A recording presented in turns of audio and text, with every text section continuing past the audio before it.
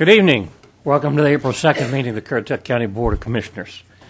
Pleasure to see you all here. We had a informative session from 5 o'clock on about various issues related to the four-wheel drive area, none of which really gave us a warm, fuzzy feeling, but we do have some progress being made. But I think most of it will come back to us at a later date in order to be settled, so we're hoping so anyway. And this evening we're going to start off with the invocation of Reverend Keith Ham from Powell's Point Christian Church. If you'll lead us in the invocation and then Pledge of Allegiance. Thank you. I'm happy to. Our Father in heaven, we are thankful for the opportunity to be here. We are thankful so much for the men and women who serve so diligently this county. And Father, in the name of Jesus, we know that we are able to lead by your will and your direction. And Father, we just ask for that tonight. Lord, I ask that you would be with each of the individuals that will be speaking tonight, those who will be making decisions. I pray that you will open the creativity of their minds, that you will give them guidance and direction from above. In Jesus' name, amen. Amen.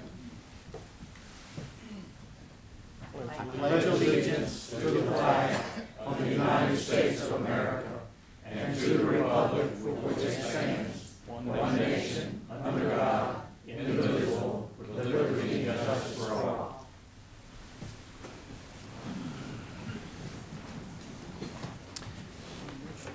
Next item is approval of the agenda, and I have a couple of changes that we'd like to make to that.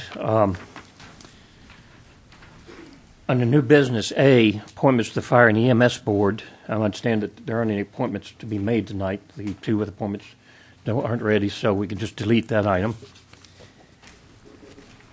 In the consent agenda, there was one item that I had sent out a message to everybody earlier about that I really wanted to have some public discussion about, really not so much, it's not a public hearing, but I wanted an explanation from the county manager because we're taking a slightly different tack related to the construction of the wastewater plant up in Moyock as far as the financing. And I just want to make sure the public understood the reasons why and why it's expedient to do so, because it is somewhat different than what we've done before. I just didn't want it to go sight unseen through the consent agenda and then later on have somebody feel like we had tried to obscure something as far as what was going on with that. Now, I don't have a problem with it being in the consent agenda as long as we discuss it there. My suggestion was to pull it out and make it a regular agenda item. So I'll entertain a motion either way for that, whichever you want to do. I'm fine with it being in the consent agenda, just as long as it's explained. Okay, no objection to that, then we'll just leave it where it is. You can't discuss it in the consent agenda. You got to pull it out. Okay, then I make a motion that we pull that out of the consent agenda. And it's not really for discussion purposes so much as for Mr. Stanley to explain exactly how that's happening. Is there a second to that? Second. All in favor? Where on the agenda are you placing it? Well, we'll pull it out. I'll put it probably... Under B, old business? It's Administrative Reports B? Yeah, it's old business. So how about... Item B under old business. Item B under old business. Okay.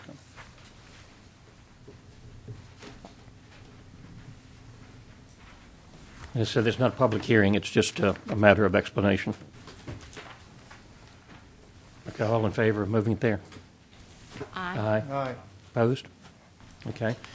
And then the other item we're going to make is a change, seeing we have a number of people signed up for the UDO item, which is public hearing A, and we've got some other items that have been waiting on the agenda for a long time.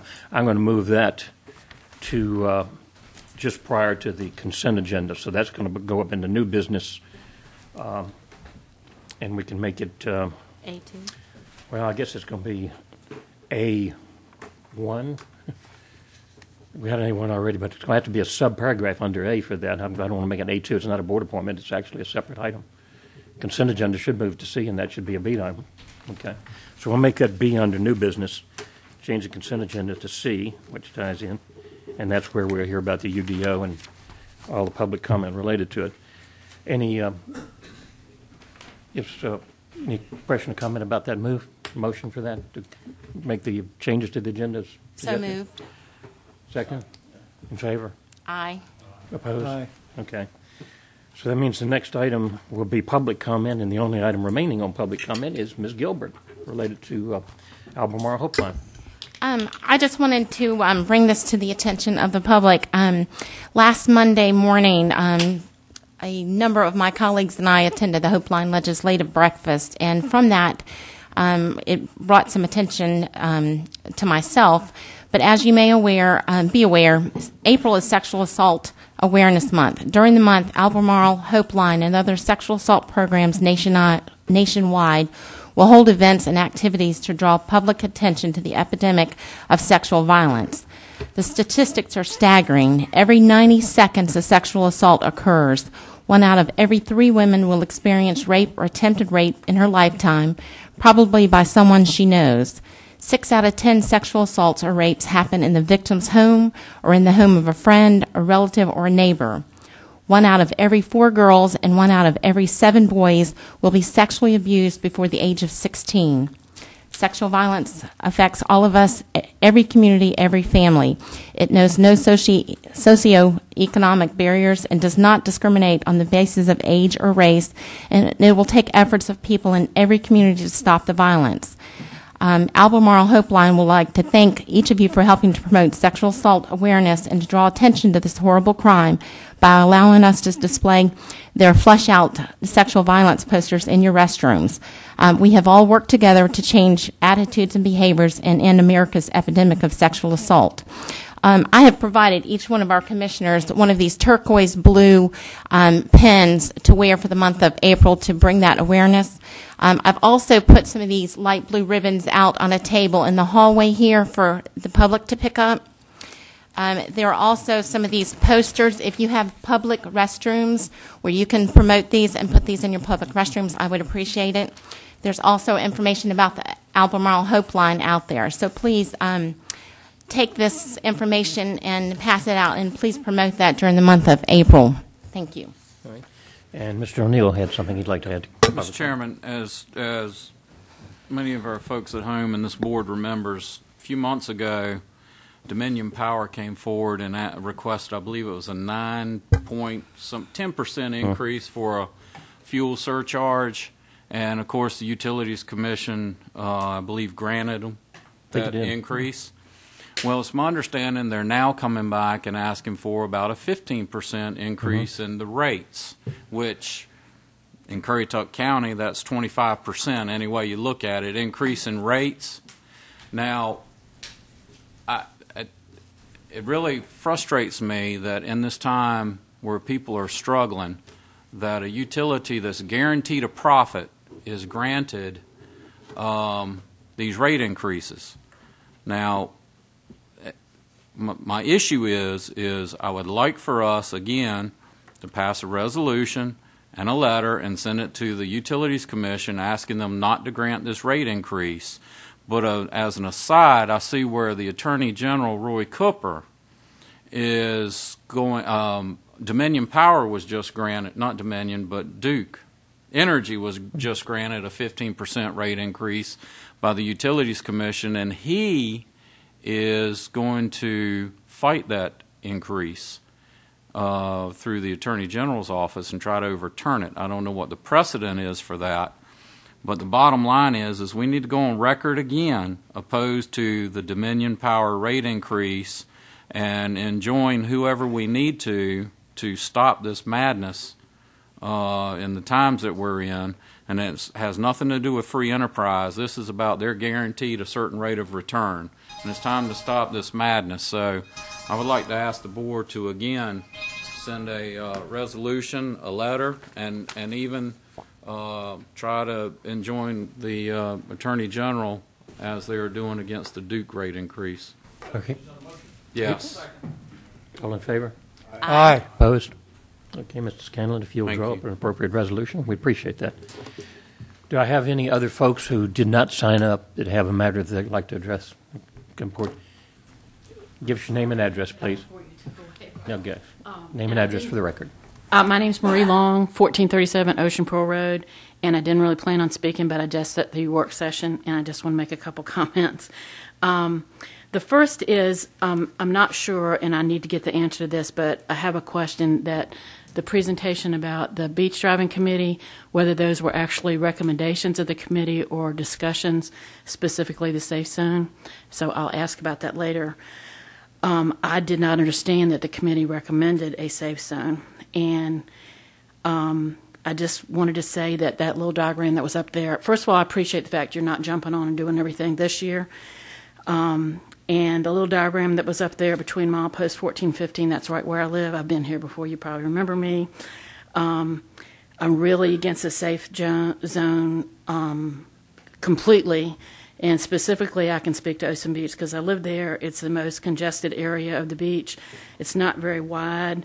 I think it was showing a 50-foot buffer next to the dune. If you take that 50 feet, and then you got cars driving, and then you got people sitting, it's really not going to work. And what I probably will do is help you out by maybe taking some pictures and stuff this summer to show you how bad it is and what it would look like. The second thing I wanted to comment on was the outdoor tour operators. And the one thing I would ask you about that is just to remember what the purpose of that ordinance was. The purpose is to help with the traffic down there. And one of the specific things that I noticed was everybody was worried about somebody not getting renewed. Well, if they follow the rules, they would probably get renewed. So I think maybe if you just make clear that it's only for 3 years, but you probably get renewed if you follow all the rules, that would maybe help with that. And the last thing I wanted to tell you was that I really, really support you challenging the federal government on that mile that they have in addition to the first mile and a half. Then it's the next mile that they have blocked off from parking, which has, again, dramatically impacted Ocean Beach. So I really support you and appreciate you doing that. That was it. Thank you. Thank you. Mr. Chairman, Yes, sir. I'd like to follow up on what Commissioner Gilbert said. I, too, attended the Hope Line Breakfast, as a lot of us did, and this was one of many that I've attended. You know, it's a wonderful resource to have. It's just a sad state of affairs that we have to have a resource like that. But in looking at the number of incidences and how that service has grown, really makes you pause to think for a minute what's going on in our society. And each one of us has an important part to play in Hope Line, because I believe it was over 300 cases that they did in Currituck last year. So don't be afraid to help them in any way you can. The county does a lot. In fact, Currituck is the biggest contributor, even though we're not the largest. We don't have the largest number of cases. We are the biggest contributor among local governments to Hope Line. I think one significant point that came out of that meeting, which surprised me, is that virtually none of the actual abuses get reported by the victims until oftentimes it's too late, until they're no longer in a position where they can report it. And that's one thing that just people that you know, if you suspect or hear of anything that kind of has this kind of taint to it, encourage the people to go get some help. Go report it to the police, report it to Hope Line, report it to somebody, but don't stand for the abuse until you're injured or perhaps killed as a result of it. Anyway, it's not a very happy topic. Well, let's move on to item A under the administrative reports. Then we have Mr. Ron Lowe from East Coast Behavioral Health, who's going to be here tonight and give us a report on what's going on with them. Good evening. Thank you for allowing me to be here. There's a little error on the agenda when it says I'm from ECBH. Actually, I'm not, but I'm going to be talking about ECBH. I actually work for a company called Recovery Innovations that is funded by ECBH. And one of the things that we've done here in not only Currituck County but other counties is we provide a series of classes called RAP classes. I believe each of you have a folder on your desk. And please feel free to read that information at your leisure. But it talks about recovery innovations and the services that we do provide. But we have been doing a series of RAP classes, which stands for Wellness Recovery Action Plan, along with another series of what's called WELL classes. WELL classes are 15 weeks long, hour and a half each. It covers the gamut from how to handle finances, communication, advocacy, those types of things. The RAP classes are an 8-week class for 2 hours a week, and it's a program of recovery for those folks that have a wide range of emotional and mental issues that are interested in maintaining their wellness. And here in Currituck County, in the last fiscal year, we provide several RAP classes and well classes at the DSS office. We are currently engaged in doing well classes at the Currituck County Detention Center. And we do a class there on Monday for the women, and we've been doing a class on Friday for the men. And actually, the men's class has been very well received out there. And some of the guys that have went through this are staying in contact with us and letting us know that they're doing okay, doing better. Anyway, so we're really grateful to have that. Also, one of the things that your county dollars has went for the last fiscal year has been crisis intervention training. In fact, I see an officer walk in here tonight, and he attended one of the crisis intervention training classes that we had. And that's a 40-hour class. He was there, for a whole week. And we hope to have more officers involved in that as time goes on. So that, I guess, enough about recovery interventions. My next task is there's a folder in there in the information I gave you called CFAC. And CFAC stands for the Consumer Family Advisory Committee. The state has mandated that every LME have a Consumer Family Advisory Committee, and ACBH has one. With the merger of the counties that happened a couple of years ago, we now have 19 counties. If things work the way they should work, we should have actually 57 representatives on the CFAC committee. That would be 3 from each county. And these are our everyday people. These are consumers. It's not officials by any means. It's consumers and or family members that are interested in overall mental health in your community. We're going to have one representative for the intellectual disability group, one representative from the substance abuse group, and one representative from the mental health area. Currently, there's no representatives from Currituck County. I plan on staying here for the remaining of the meeting. If anybody in the audience or if any of you commissioners know someone to be interested in that, please have them see me. We're trying to draft all the people we can do. One of the things that has stood in the way is the meeting itself. It's held in Washington, North Carolina.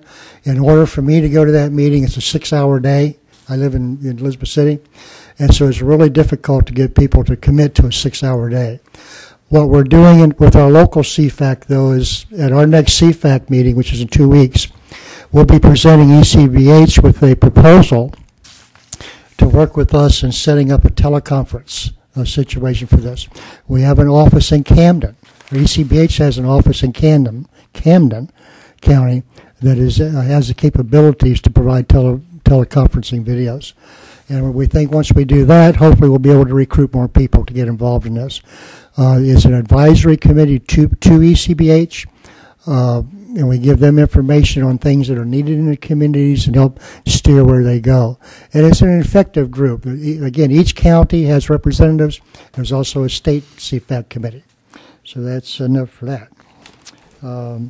ECBH, as you all know, starting this month, is approved to handle the Medicaid waiver. This has been a long process for them, and I've been involved in every meeting that they've had. Once a month, there's a conference call and or a physical meeting that I've attended, and this meeting is called together by the state officials, and they have overseen everything ECBH has done every step of the way. ECBH has a ton of regulations and requirements and oversight that they have to follow to make this Medicaid waiver possible for our communities. And they've done a real good job ECBH has done a very good job at setting up a number of town hall meetings through all the different communities to explain what the Medicaid waiver is all about, what changes are going to be made, so forth and so on.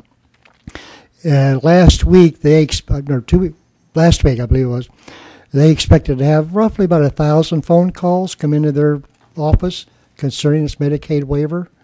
And I was at a meeting here just the other day, and they had over 3,000 phone calls come in, not from consumers and from agencies. So there's still some confusion about what's going on, and they're doing everything they can do to straighten that out. So that's enough about the Medicaid waiver. And then the last thing I'd like to talk about is the CIT training, the crisis intervention training. It is also funded through CBH. We've had here locally in the past fiscal year 3 CIT classes. Between the surrounding counties in the Albemarle area, we have now trained well over 60 law enforcement officers in crisis intervention and dealing with emotional and mental situations. You know, the old way was that you get a mental health call and 5 squad cars shows up, you know, and the bracelets are going to go on somebody and somebody's going to jail. You know, the new way is we train these officers in the local resources, how to utilize those resources. Keith Hams, that led to prayer tonight, is a mobile crisis worker. I can't say enough about what he does and the service they provide. It's tremendous service. And he's going to talk at a later date, I believe, about that. So we'd certainly encourage more involvement from the Currituck County Sheriff's Department to hopefully send more officers to the next CIT training that we have. And I'm through. I'll be happy to entertain any questions or comments. And again, I'll hang out and hear the rest of your meeting and be available if anybody has any concerns or questions about CFAC. I have a Question, question. Mr. Do you work in conjunction with social services at all? We partner with your DSS office in providing programs. Okay. We do. Thank you. Anything else? Thank you, Mr. Lowe. Appreciate Hey, thank being you. here tonight. Thank you for your time. Next item, under old business A, consideration and action, PB 00-15, Soundside Recycling. Renewal of a special use permit for demolition landfill operation mulch sales stockpile area located at 7565 Currituck Highway, tax map 110, parcels 38 and 39, Poplar Branch Township. Left hand on the Bible, raise your right hand. Swear to tell the truth, whole truth, and nothing but the truth. I do. All right. This is a special use permit. Nobody has signed up to speak for this. You have to be sworn in for it, which is why we went through that. Only testimony accepted is testimony of an expert in nature, not opinion, not petitions or anything. So I'm assuming nobody else wants to speak to this matter. Mr. Woody? Thank you, Mr. Chairman. This is a request for a special use permit. This originally came back to the board in March of 2000, or actually in December of 2011. And we've continued that a couple of times to allow Mr. Newbern to continue to pursue his state permits. I am happy to report that at this point he has received his state permit to begin moving the operation east of the power transmission lines, as is shown in this site plan. My understanding is, and I discussed this with Mr. Newbern today, is he is already operating east of the power lines. So at this point, what remains is for him to continue demobilizing the operations that are west of the power lines and get fully moved. At this point, it appears like we finally got that state permit in hand and the operation is beginning to move. What staff would suggest is that the board consider approving this use permit tonight, adding a couple of conditions. One, that the use will continue to operate in compliance with the state permit, which is an obvious condition, but I think having it in the permit is important. 2 is that all required site modifications will be completed within 6 months. So what I'm saying by that is come October, the front portion of this should be fully demobilized. I think Mr. Newbern plans on doing that quicker than that, but I wanted to give a date that would make sure there were no issues with that. And finally, that the old previously approved conditions with the original use permit carry forward. Those include things related to screening and other things I think we want to keep in place. What I would recommend is staff, and I don't know if the board is agreeable to this, but rather than have this come back in 6 months, let's send it forward with these conditions. Staff will inspect it in October. If it doesn't comply, then we'll call for a rehearing of his permit. And with that, I'm happy to answer any questions you have. Questions, Mr. Woody? Hearing none, Mr. Newbern, do you wish to speak on this? I'll be happy to answer any questions you have. Questions for Mr. Newbern? Just one, Mr. Chairman. Thank you, Racy. I know this has been a long time, a long issue, and I did take a look driving by Thursday and saw where you'd moved a lot of the stuff back and everything, and I'm prepared to go forth with you, and wish you a lot of luck there with your business, because it's a bad time for it. Thank you. No other questions? All right, then we'll entertain a motion. Mr. Chairman, I'll make a motion that we follow Mr. Woody's guidelines and grant the permit and let staff look into it after this period of time is over, and if it needs to come back, bring it back at that time. Second. All in favor? Aye. Opposed? Motion carries. Not going to stick around? He's got to go move stuff. Got work to do. Yeah. Okay, the next item, starting on a new business board appointment, is appointment to the airport board, and I think that's Mr. Heidley. Yes. Mr. Chairman? Yeah. Item 3 is item B under old business. You had amended the agenda and moved the consent agenda number 3. Business, I'm sorry. I've got notes down here, and I'm trouble following them. Okay. Let me retract that, then we'll go back to B under old business for the wastewater discussion. Okay. I had 2 Bs down there, but you're right, I moved the other one to further down. Okay. On the consent agenda, the item is resolution to approve Branch Bank and Trust for financing of Moyock Sewer in an amount of $2,700,000 at a rate of 3.09% for 15 years, meaning we're actually borrowing money to build that plant. So, Mr. Scanlon, I'd like to kind of give us a sketch of exactly how the financing works for that, since we always talk about these being user fee paid. First, let me just mention the actual item that's on the agenda tonight is to approve BB&T as the bank. If you recall, at previous meetings, we had brought to you the recommendation or the request to be able to go out and finance this project and move forward with LG's consideration, and that was granted. So based on that approval, the finance department bid out the project, and we had 2 financial institutions that bid on the project, BB&T being the lowest of the 2 bidders. And tonight, what's actually in the consent agenda, is a recommendation from staff to move forward with placing the financing with BB&T. The whole project will go to the LGC at their meeting on May 1st. It does require them to provide a favorable approval before we can move forward with actually closing with BB&T, which hopefully with a favorable approval tonight and with May 1st that we can move forward on May 2nd, moving forward to closing that loan. This is what we're proposing tonight is not unique. We have built several of our utilities have been built by borrowing funds. As the chairman had referenced, though, our utilities are user pay systems. So, meaning that if you are not a customer of that particular utility, you do not pay to the cost of the construction or the cost of the operation or the cost of paying the debt back of that particular utility. We're proposing to do the same here. We have used this mechanism to construct the mainland water system, to expand the mainland water system. We use this mechanism to build the Southern Outer Banks water system and to expand the Southern Outer Banks water system. So it is something that we have done in the past. We have provided previously at a work session with the board a rate schedule that we'll be bringing back to you for approval. But we are looking at, again, a self-sufficient system that will pay back the debt on this program. We will be having an open house community meeting that staff will be scheduling for the month of April, where we will go up into Moyock and we will bring the engineer and bring the contractor forward, and we'll invite anybody who has an interest in either learning more about the system or who would like to be a customer of the system can come forward and learn about what the connection fees will be and what the monthly rates will be on the system. Right now, we are proposing to have an impact fee of $5,500 per residential equivalency unit and a user rate of about 1.5 times what the water bill is.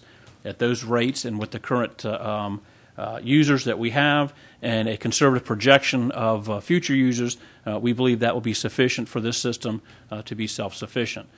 Now, there are some startup costs in the year 1 that we will need some assistance in covering. We feel like we have that covered.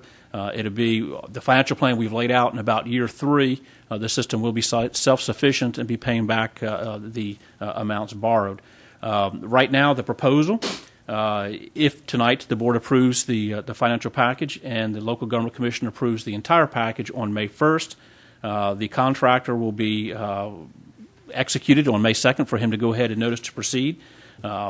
Actually, the board several months ago actually entered into a contractor construction manager at risk contract with George Raper and Son to build the project. In fact, if for folks that have been through the northern end of the county, you'll notice that the contractor has been mobilizing and moving equipment onto the site to start moving or start building the force main that will connect the actual site to 168, and that work will be underway here very soon. What we're here tonight for is for the funding to actually build the wastewater treatment plant itself. George Raper, as the construction management risk, is the project head of that. He has to guarantee the cost of the construction of the project. He has placed this out to bid. He opened bids up about a week and a half ago. T.A. Loving, a very large company, was the successful low bidder. And so George Raper will be entering into contracts with T.A. Loving for the construction of the system. And it's anticipated right now that the contract or the project itself will be completed by the end of this fiscal year. And I'll be happy to answer any other questions the board might have. You mean calendar year, don't you? Excuse me, calendar year. So Okay. I think the contract actually says December 29th, 2012. Okay, I think that's fairly straightforward. Any questions? One question, have we an estimate of the annual operational cost on this? Yes, we do, and I can provide that to you. Thank you. And these fees will cover the operating cost and the debt service on the system. Any other questions? Do you need since we pulled it out of the consent agenda, you need a motion to approve The resolution. Yes, we would. Second. The motion would be to accept BB&T as the financing agent. So moved. Subject to the LGC approval. Okay. Correct. A second. All in Second. favor? Aye. Aye. Opposed? Okay. Motion carries. Thank you. Okay. Agenda. Clerk, where did I put the UDO? Should that be after board appointment? Your next item is a board appointment for the airport board. Good. That's what I thought. I just want to make sure before I in another faux pas. Okay, Mr. Idlet, I think that's your appointment. Ms. King, what was that lady's name? Robin Hutchings. Okay, I move to nominate Robin Hutchins. She don't live at Knights Island. I didn't find anyone over there. I have talked with her. She seems to be very interested in the airport and seems to be very proactive. She lives in Brady Landing, and she certainly said she would love to serve. So that's my appointment. Motion. So move. All in favor? Aye. Opposed? Okay, she's appointed. Clerk will notify her. Mr. Chairman, Yes, Mr. Etheridge. I have no problems with what Mr. Idlet's appointment tonight, but I would ask that we be careful in the future. We have 7 members on the airport advisory, and we've got 5 of them within 2 miles of the airport for future consideration of appointments. Well, the perpetual issue we have is getting people to volunteer to serve on these advisory boards. We can only appoint people who have a willingness to serve. So I think we've done everything we can to solicit As I understand applications. it, Gwen, she was the only applicant, correct? Mr. Chairman, along those lines, we've talked about, since we're on boards, about the Board of Adjustments having 5 members instead of 7. Would it be improper that we can discuss that before the end of the meeting? Well, the other boards. Yeah, the Board of Adjustments only has 5 members, and there's, I think, Commissioner Martin and myself, our appointments on the Board of Adjustments are always alternates. And I think I had mentioned to Mr. McCree about, is there a statute change or something that we have to increase the size? Well, the general statutes establishes the Board of Adjustment. Any county that has a zoning ordinance must have a Board of Adjustment. The statute requires a minimum of 5 with any number of alternates that a county wants to have on its Board of Adjustment. We, of course, have a 5-member regular member board with 2 alternates. You may increase the number of regular members if you so desire. That would need to be an amendment to the Unified Development Ordinance to do that, with, again, any number of alternates that you want to have. I think you need to take into consideration, however, that the Board of Adjustment can only meet and take action if it has 4/5 of its members present and able to act on any matter. So that means if we have a 5-member board, then at least 4 members have to be present, regular members, in order to take action, which is why it's essential to have alternates also be ready and available to hear a case in case some of the regular members don't show up. So if you increase the number to 7 members, that would mean you need to have 6 regular members always able, in attendance at a meeting and ready to take action on a matter. Of course, again, you could have the alternates available and ready to sit as a regular member on a case. one way we've tried to address that concern that you've expressed about persons always seeming to end up as alternates is, as a regular member's seat has come open, boards in the past have appointed an alternate member to a regular seat and then appointed a new person to the alternate position. But Can we have 7 full and 2 alternates? you may amend the ordinance to do that again. Let me suggest something related to that, because I noticed on the Fire EMS Board, we have a similar problem. We have fire appointments, meaning some commissioners don't have appointments. Since we all received a list of all of the advisory boards, let's make a list of the ones that need to be addressed, and perhaps we can provide some input to the clerk or someone and have an agenda item to rectify those things, or a work session if need be, and come up with a solution, fix them all at one time, based on that. Mr. Chairman, if I may, I know the city of Durham has 7 full-time members on their Board of Adjustments and 3 alternates, and they set a number of 6 who must be in attendance. Well, the statute sets the number, which is 4/5, in order for the board to affirm or deny any matter that comes before it. Well, 6 or 7 would be the closest That's to 4/5. close. Yeah. Well, the bottom line is every elected commissioner should be allowed to appoint a voting member to any board that Currituck County has. I shouldn't have a voting member and Ms. Gilbert not have one. Every person that's on this board should have a voting member for the boards. And if it takes 7 and 2 alternates or whatever, that's, in my opinion, that's what it should be. That's certainly up to the board. Just I understand. agree. I think really what we need to do is address all of them. All Let's fix of them them. all at one time. Go Mr. through the Chairman, I list of the make a boards. motion that we address this with whatever we need to do to process. And I Board of second, Adjustments, which has a statutory requirement. Right. Okay, and then we'll address the other ones at the same time. I second that motion. All in favor? Aye. Okay. All opposed? Can I ask one more question? Are there any requirements that if you miss X number of meetings on, Yes. like Board of Adjustments, that you can be removed? No. Board of Adjustment under the general statutes serves a set term of 3 years and may only be removed for cause. No, but if a person historically misses a lot of meetings, do we have a recourse? I don't know under general rules of law that missing meetings would be cause. I'm not, For not that missing a meeting, but missing That's what I'm saying. That the Board of Adjustment is a different type of position than any other type of board or commission that you appoint. It is created statutorily. Okay. Before we get into the actual UDO rewrite, Mr. Old had signed up for comments, but I know your comment, even though you put down UDO, wasn't related to the rewrite of the UDO so much as some existing conditions currently being enforced. And if you'd like to address that now, I'll let you come up and do that before we get into the discussion of the original one. Give us your name and address for the record, if you will, Kim. Kim Old, 104 Tulls Bay Drive, Modoc, North Carolina. Mr. Chairman, Board of Commissioners, thank you for the opportunity to speak to y'all tonight.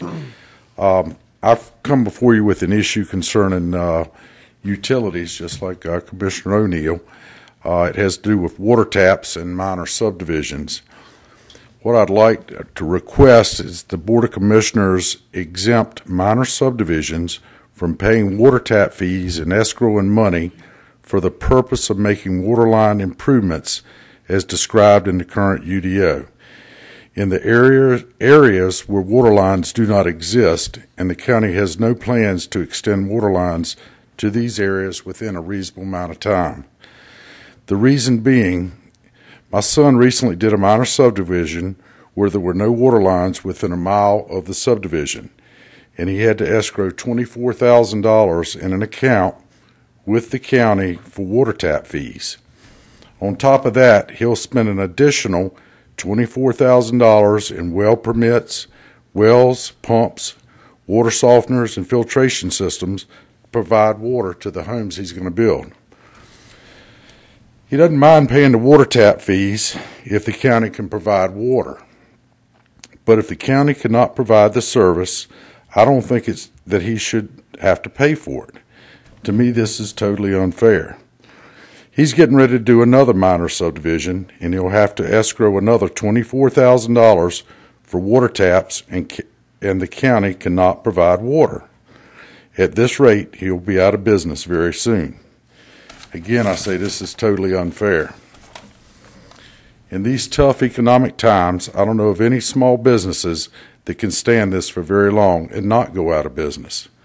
My son's a general contractor and enjoys working in Currituck County. He provides a lot of jobs to subcontractors and many tradesmen in Currituck County. He also spends a lot of money at the courthouse in taxes and permits, which helps pay the salaries for many county employees.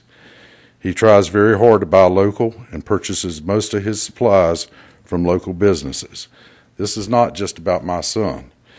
This is about anybody in Currituck County who wants to divide their land in 1 to 4 lots. As it stands right now, any property owner that can and wants to divide their property into 4 lots, less than 10 acres each, they must pay for water taps at a rate of $6,000 for each water tap, whether the county can provide it or not. Again, I say this is totally unfair. The current UDO does not mention minor subdivisions in the water supply standards section. The current UDO excludes family subdivisions, and I think minor subdivisions should also be excluded. Knott's Island and Gibbs Woods townships are excluded from this requirement as well. After reviewing the current UDO, in my opinion, the intent of the UDO was directed towards major subdivisions concerning water taps and water line improvements. In its own example, the UDO uses 10 lots or more. In another example, the UDO speaks of sketch plan approval, which implies to major subdivisions only. At the very least, I would ask the commissioners to waive the tap fee on minor subdivisions where there is no water available until such time a text amendment can be presented and voted on.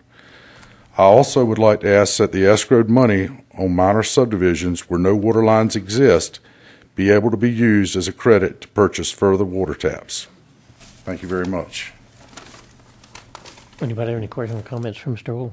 Mr. Chairman, Mr. Old contacted me about this, and I advised him he needed to bring it to the full board for the full board's consideration, that one commissioner has no authority, that the board would have to make a change to the Unified Development Ordinance to accommodate what he's asked. So he's come forward. Yeah, we discussed it today too. In fact, my suggestion was to ask for a deferral while pending a text amendment, which would give him time to prepare that, because I understood it would take a text amendment to the UDO in order to make that change.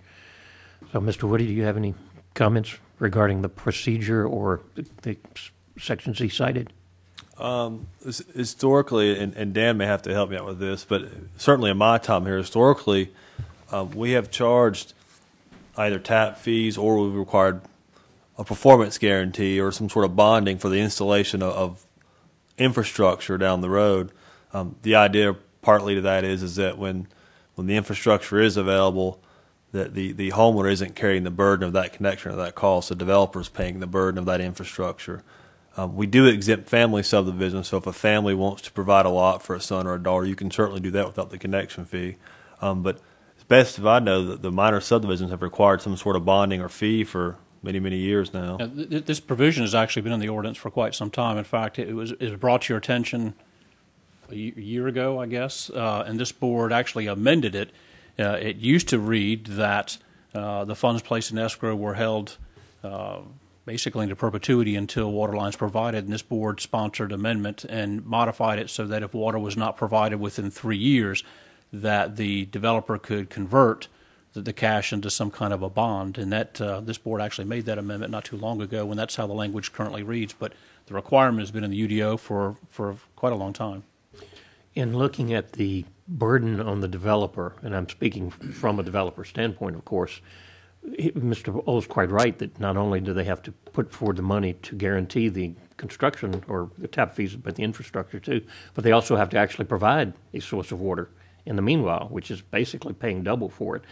Is there a burden on the county if we did not do that? I mean, I understand the issue about having homeowners provided, but if the developer has already provided a source of water for them, to me, it's up to the homeowner at a time in the future. If they want to pay for the water tap and hook into the county water when it becomes available, that's fine, but they've got a source of water already provided for them.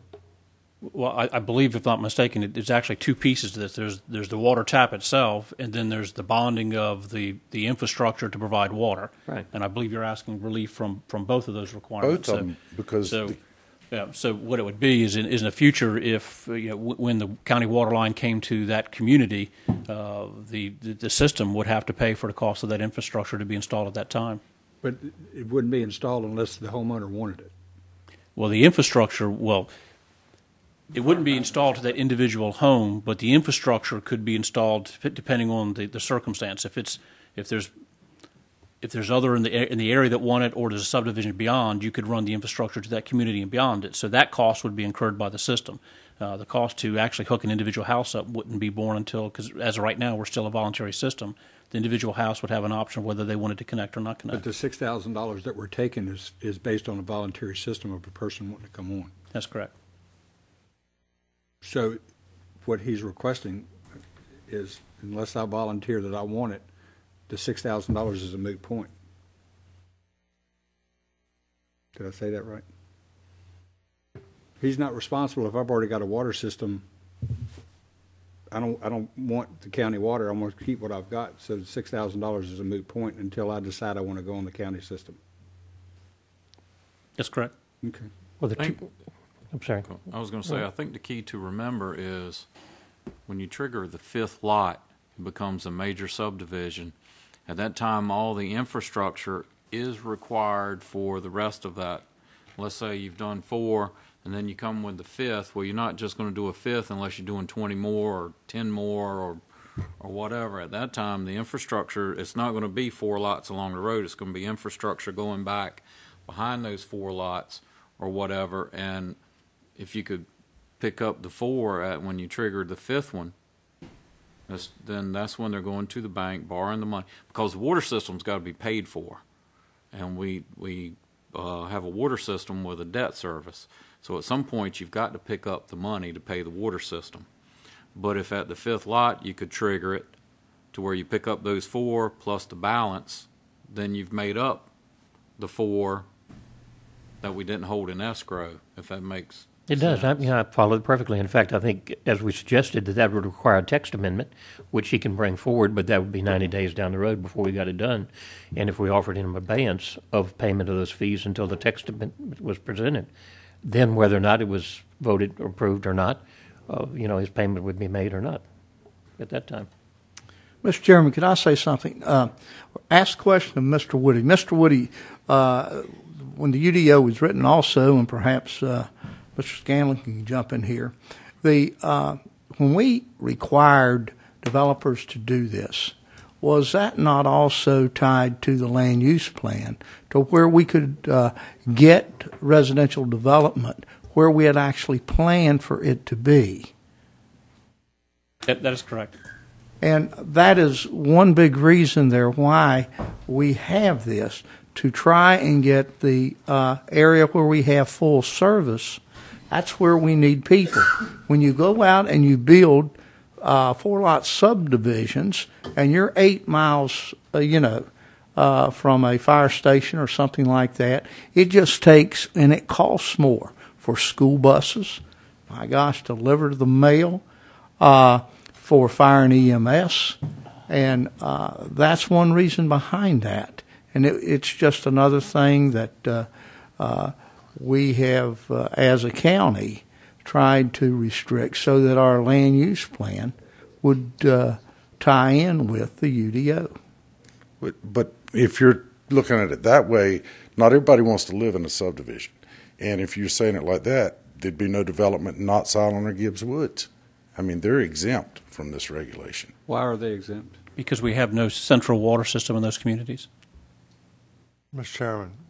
Yes, sir. 5-10 years ago, when things were running well, you could see maybe fronting the money to be able to do this. But now, when everybody's struggling just to make it day to day, I think this is an undue burden to put on people. He's trying to employ people and build the tax base.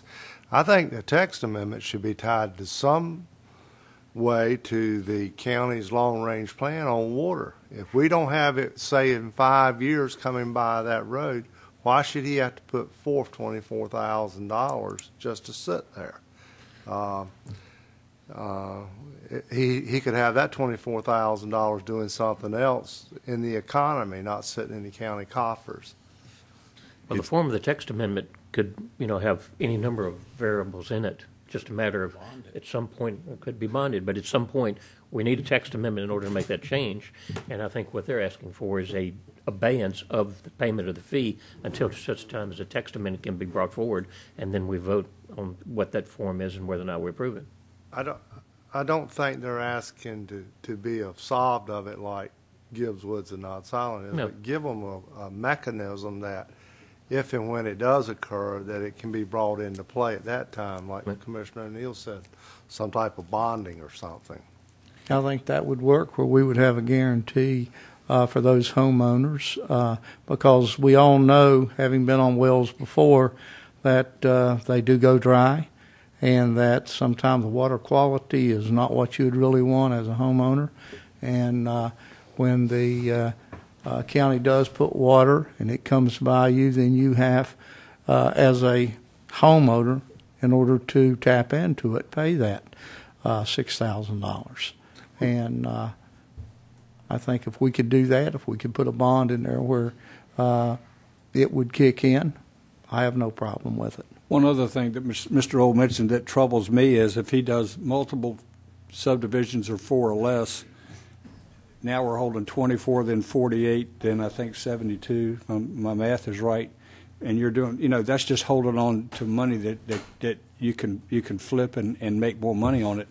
I think once you hold it one time is enough. I mean, to hold it for 2 and 3 different subdivisions, even though they're standalone, to me doesn't sound fair.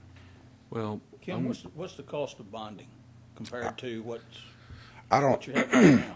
I really don't know what the cost of bonding is. Used to we could get an irrevocable letter of credit from a bank, but you can't get that nowadays. I mean, they will not issue that, and that was fairly easy to get. And to go back on something that you mentioned a while ago, the UDO mentions a long-range plan of where the water is going to be, but there is no plan. We asked for that and we couldn't get the plan, so there is no plan on when water is going to be available to these areas. And, we're not asking for anything special. We're just asking for, if we pay for it, we get the service.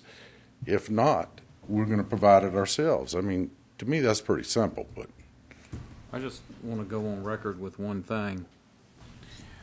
If somebody owns a piece of property and it doesn't fit within the little widget where we want it to fit, they still got a right to build. Sure. And they still have property rights, and if we can find a way that satisfies the need to keep the water system paid and do that, I think it's not that difficult to go and do it. But I always hear that, well, we don't want growth there. Well, this is still a free country. You build your house where you want to build it. And that's our opinion. And yeah, it may not win out in the end, but I just feel like if we can find accommodation to satisfy the county's need to pay for the water system, which has got to be done, and allows them to continue on providing jobs and helping the economy, we've got to find an accommodation. Well, I think they made the point, too, in some of the discussions we had earlier, that the price of the land in areas not designated where we would necessarily want subdivisions to be is affordable where it may not be otherwise. And if we're trying to provide affordable housing, we're complicating the issue by driving them into areas where the prices are higher. That's another very valid point, because we've all been trying to provide affordable housing or workforce housing, whatever you want to call it, but something people have been run out of Currituck County because they can't afford to house it. And, this is another mechanism to just make it beyond their reach. Mr. Chairman. Paul, you and I have talked about this numerous times, and I think you've hit on something. And once it goes to a major subdivision and use that as a trigger point, I think that's a smart way of addressing this. And but anyhow, I think that should be a consideration in the text amendment. I think so. So we have a good idea of what a text amendment should look like. We're going to need a motion to do something vis-a-vis the request that he's made for some kind of relief immediately from the payment of the additional fees. I think we'd have to have guidance from the attorney as to what you can actually do. Basically, what I think we were asking for really was a deferral for such time as a text amendment could be prepared and acted upon.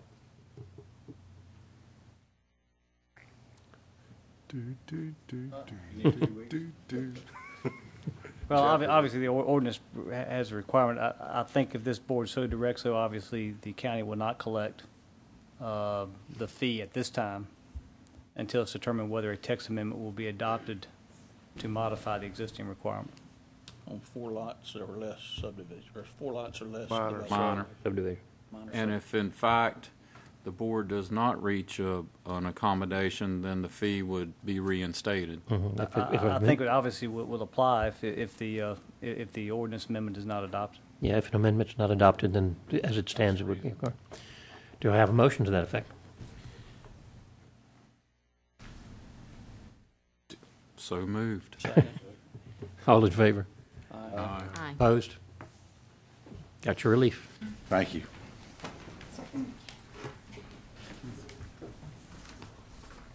Okay, next item, which would have been under public hearings initially at the beginning.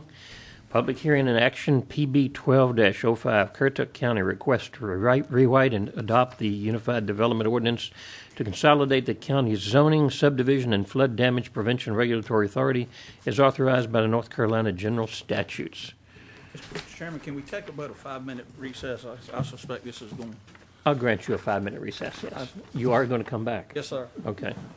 Anybody else? I think that's a wonderful idea. All right. Since Owen already took his. Okay.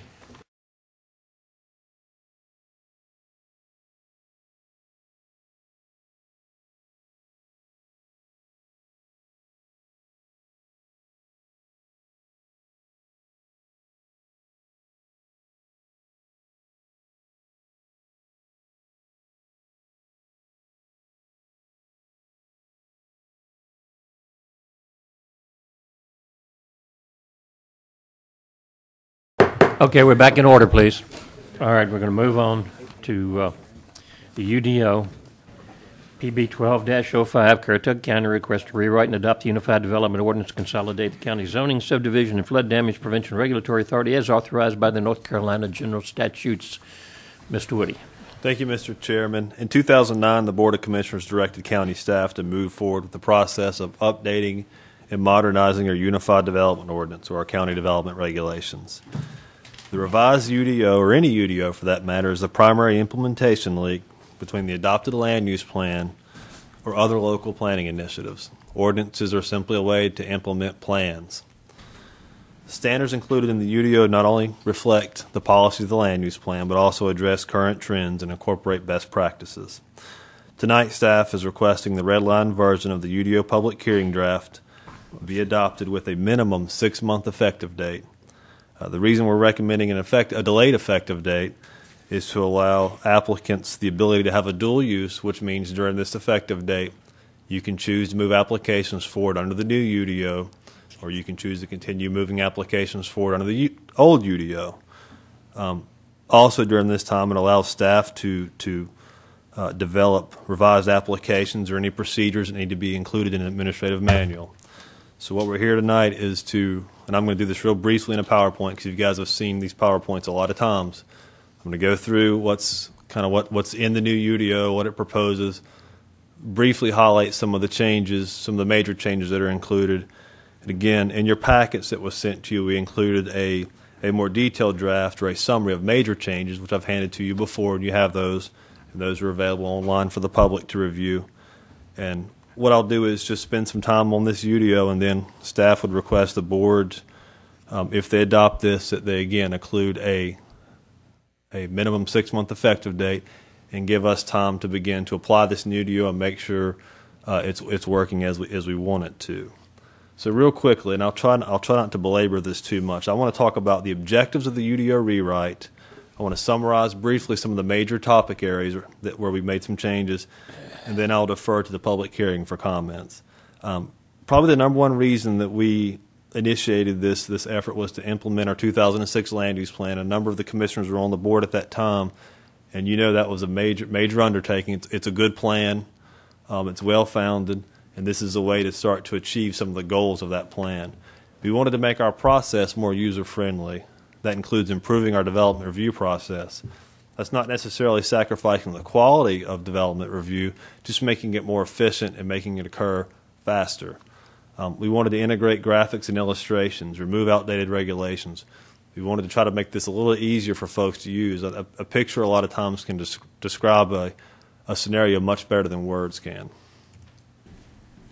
Another, and some of the more specific objectives of this rewrite was, and everybody knows this, we've always struggled with this in Currituck County, but was to try to promote a higher quality development along our corridors.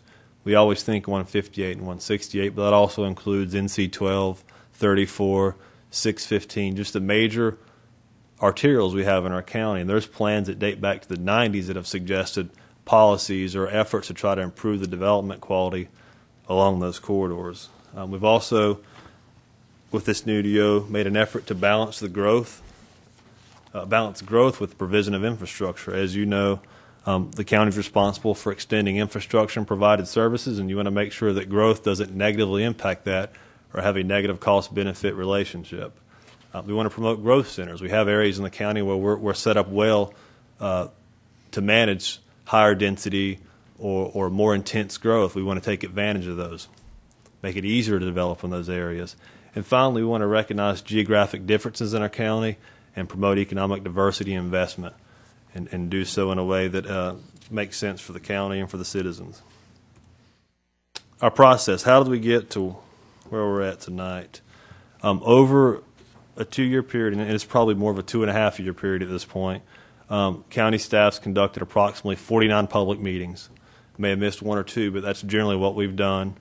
That includes citizen groups, advisory boards, this board. We've had a lot of meetings. The code assessment was really the first major document that was released as part of this UDO. In September 2010, we released this document. It's still on the website. It kind of gave the first review of the goals of this project. It outlined the anticipated changes as we move through this. It specifically indicated how the land use plan is being implemented, so you can actually go on the code assessment, see each land use plan policy, and see how it's being implemented, so you can honestly say this UDO does implement the land use plan. And finally, it includes any of the survey or questionnaire results that were returned as part of the public outreach process. Once we finish the code assessment, we then move forward with writing the actual UDO. Rather than put the whole document on everybody at one time, we released it in modules. So we took kind of bites of the apple. Module 1, Module 2, Module 3, I'm not going to go through the details of each of those, but you saw all 3 of those. We released them with some time in between each to give folks an opportunity to see a little bit of each module and, again, take small bites of the apple. During this time, we've had a number of work sessions with the Board of Commissioners. We've made an effort to keep this board in the loop. We've made an effort to keep the planning board in the loop, and we've tried to keep our citizens and other participants in this process in the loop. Again, as I mentioned earlier, we're suggesting a 6-month effective date. This dual use time will allow folks to choose which ordinance they want. It'll allow staff to test this new UDO. Obviously, I'm not going to tell you it's going to be the perfect UDO. We think it's a really good one. But as we apply some of these new standards, we want to make sure they have the outcome that we hope for or we anticipate. So I think that's an important component of what we're asking you to adopt tonight. Almost done. A couple of topic areas. Let's talk about some of the administrative changes. One thing we tried to do in this UDO was standardize procedures. That section of the ordinance is kind of long and cumbersome, but it's very straightforward. It's very standardized. What that means is if you do go through a public hearing process, you're going to have the same procedure all the time. So if you're doing a rezoning, a use permit, whatever it is, you can be assured that Currituck County is going to cycle you through our process, standardized and consistently. Less use permits, that's a big thing. We heard a lot of feedback that our use permits, one, trigger a lot of public hearings, but beyond that, very difficult public hearings. What a use permit means is that you issue a permit, and you're issuing the permit saying that the development meets the requirements of the ordinance. It's not subjective. It just doesn't meet the ordinance, yes or no. We've provided that staff can make more of those approvals. Again, it's no difference. Either you meet the ordinance or you don't. So we think that saves a lot of time on processing development applications and being more competitive in the marketplace as far as how we approve developments. There's more administrative approvals and adjustments, give staff a little more flexibility. If somebody builds something 6 inches too close to the property line, we can be flexible with that instead of sending it to the Board of Adjustment. And then finally, there's some new zoning districts, and we've tried to take the dimensional standards, that's the setbacks, and make them more standard and use graphics and tables to illustrate those. Non-residential. Again, there's more than this, but I wanted to hit some of the highlights. And I really want to focus on what the non-residential does. It carries a lot of stuff forward, but it develops these design standards. And what we're trying to do is improve the appearance of the corridor, promoting higher quality development on the mainland, which in turn expands the tax base and hopefully maintains the quality of life we have here in Currituck. So we think the design standards are important. We think doing that along the corridor, particularly 158, 168, is an important step forward for the county. There's still industrial. There's still a need for metal buildings, and that's completely fine. And in the industrial parks, those types of uses will certainly have an avenue to develop and exist. But along the corridor, there's a higher quality development that exists. We've got compatibility standards. One thing that is worth mentioning is as we have more administrative approvals, we always want to make sure that when you do build commercial buildings or development and you're adjacent to single-family neighborhoods, you're not negatively impacting the single-family neighborhood. Or if you're building large subdivisions and you're adjacent to agricultural land, you're not negatively impacting the farmer or the cultivation of that land. So there is some compatibility standards included in this. And the last thing I'm going to cover real quickly is residential development. There's a number of things in this UDO that apply to our more residential development subdivisions. HOAs, we have, I think, empowered them a little more. We were trying to make sure that when our homeowners associations when the developer's gone, not in that, we're just trying to make sure they can manage their infrastructure. We want to make sure that HOAs are successful because you guys know, and we hear it a lot, that once the developer's gone and the infrastructure transfers to the homeowners associations, they're responsible. Not the county, not the old developer. So we think we've done a better job with that. We've allowed more performance guarantees. We're trying to be flexible because we know that developers, you can't lay out all the capital and all the infrastructure up front anymore because of the lending environment. So we've tried to be more flexible about allowing some concurrent building of infrastructure and building of houses. We have fee in lieu of. That's the ability for, rather than have the developers building recreation amenities for their future residents, they're able to pay a fee to the county, and the county provides its recreation amenities. That falls in line with the recreation master plan we recently adopted. We've allowed more flexibility in the conservation subdivisions. We continue to require buffering from wetlands and environmentally sensitive areas, which we have now. We include tree protection standards, which does make more of an emphasis on protecting heritage trees or very large trees, but also has, in my opinion, a flexible approach to that. And finally, we've done even things such as tweak the campground standards to allow places like Walnut Island to invest permanent structures in their neighborhood more readily or more easily. And, of course, there's a ton of definitions in this UDO. I'm not going to obviously go through those, but we tried to lay out definitions, rules of measurement, try to minimize some of the interpretation related to what something means. That really concludes my presentation. It's very brief. There's certainly a lot more information in this document. And again, we've tried to keep this board up to date along the way. And there is a summary of major changes, more detailed summary in your packets. So I'll be happy to answer any questions you have. Questions for Mr. Woody? Mr. Woody, in the definitions and stuff, did we ever define sustainability in those? We did. Would you like me to read that? Please.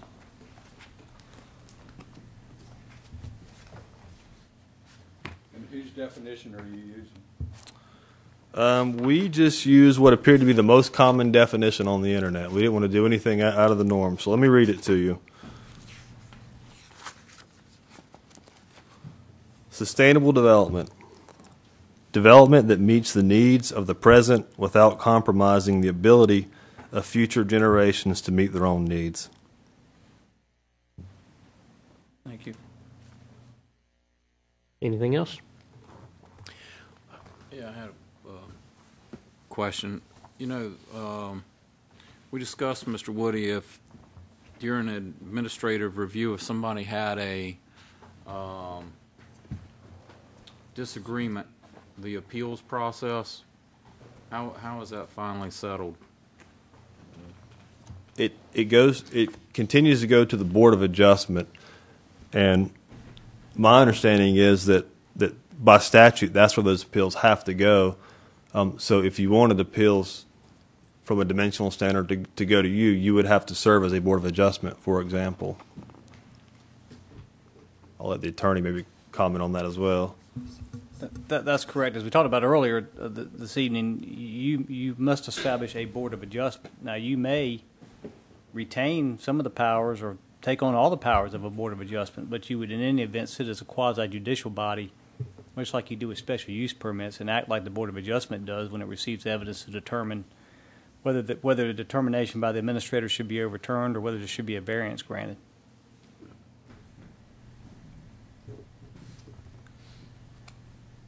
Other questions? Okay, I'll open the hearing for public comment then. We have several people signed up, beginning with Ms. Norrell. Name and address for the record, please. Yes, Teresa Norrell. I live at 187 Rocky Top Road in Moyock. And I'd like to start by first saying that I suspect that many of you, if not all of you, have already made up your minds where you stand with the UDO rewrite. And I appreciate the fact that you probably are ready to move on. I know you've been dealing with this for a long time. I would just want to point out that now is the appropriate time, not later. Now is the appropriate time to make sure that we've addressed all of the questions and that we've questioned boldly, that we've explored all of the possible negative ramifications that can affect our county later on.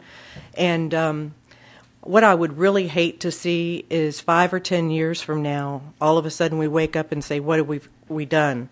We have the best example in the world right now with the national health care. It started with a great intention. I don't think anybody would argue that they didn't want every American to have available, affordable health care at their fingertips. However, what we've done is now this is being looked at in our by our justices in the Supreme Court. And what's happening is, as we peel back the layers of this onion, what we're seeing is what we intended is nothing like what we've got.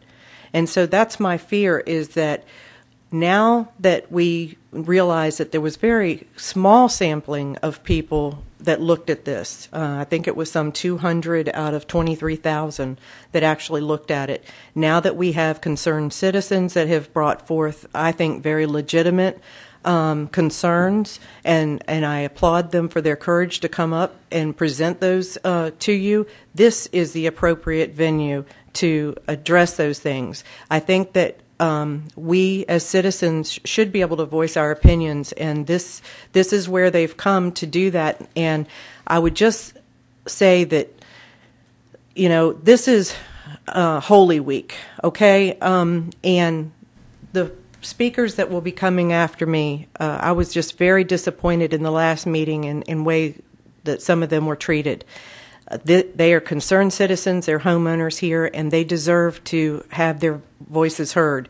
And I would just ask that we, because it's Holy Week, that we all take a tone back and step down for a moment and treat them with integrity and respect and objectivity, and allow them to share their opinion. You may or may not, share their opinion. You may have a difference of opinion, and we appreciate that. That's what makes the world so great, is that we're all different. I would leave you with one last statement, and that is that I love when Currituck County is in the media for all of the wonderful things. The fact that many other counties are envious of us because of our beautiful beaches, our sportsman's paradise, if you will, our the way that the tourists, when they come down, they're treated with southern hospitality. Those are all great and wonderful things to see highlighted in the media. But it really hurts my heart to see Currituck County being highlighted for negative things, such as our leaders, not playing by the rules, or somehow getting a power grab, or somehow making a decision where they feel like they're going to profit. You've been elected to lead, and it's incumbent of you to make the decisions based on the best interest of the citizens of Currituck, and that's all I'm asking, is that you will have an open mind when all of the speakers come forth. Thank you. I appreciate your time. Thank you, Ms. Norrell. Maddie Lawson's next.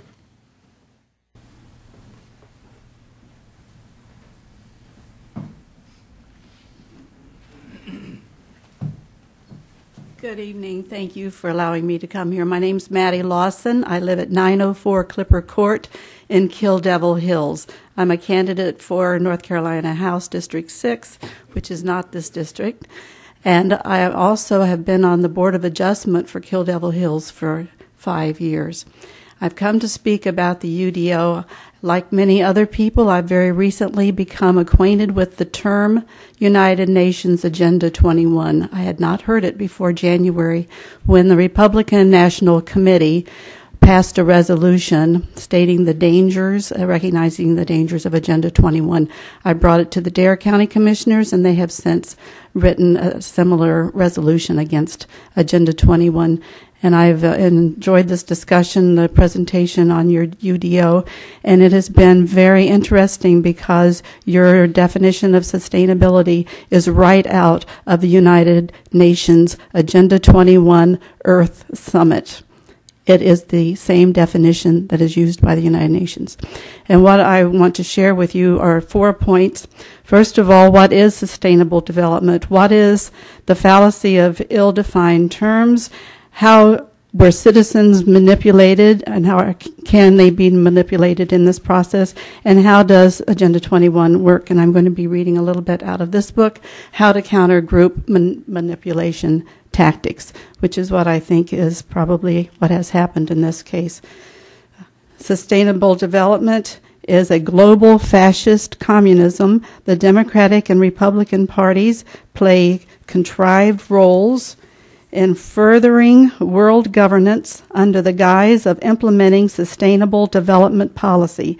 At its root, sustainable policy seeks the abolishment of private property, the adoption of a United Nations approach of social justice, an economy based on public-private partnerships in order to eliminate free enterprise, and dramatic reduction in the number of human beings. The role of designated and financial sustainability leaders, including political leaders, is to destroy the political will of a once free people who for so far wish to remain free.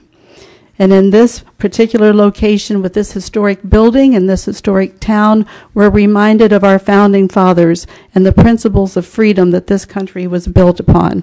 This is in direct opposition to the goals of the United Nations Earth Summit. And when we talk about ill-defined terms, global warming has been a perfect example of ill-defined terms. Global warming actually started out as global cooling. We were going into a new ice age, according to studies in the mid-70s. When that didn't appear likely, wannabe socialists eager to redistribute the wealth and compromise American sovereignty came up with hogwash about carbon footprints.